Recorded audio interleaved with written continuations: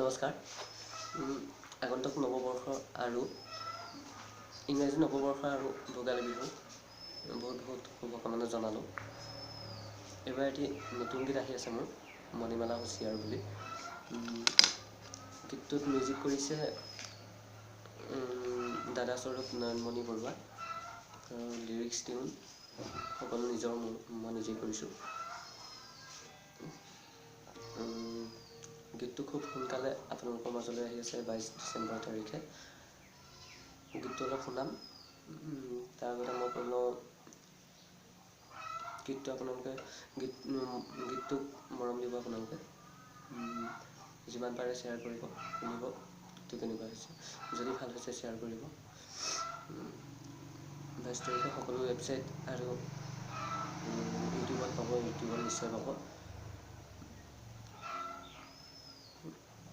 গীতটো অলপ শুনাই দিছোঁ।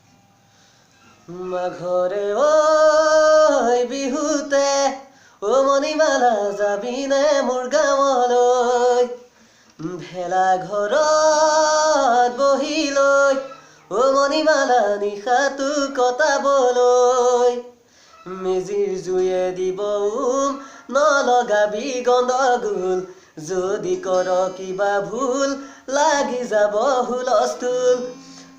কথাটো বাদেই দে, পিতায়েও পাব বেজাৰ, পাছদিনাখন গাঁৱত ওলাব মণিমালা হুঁচিয়াৰ।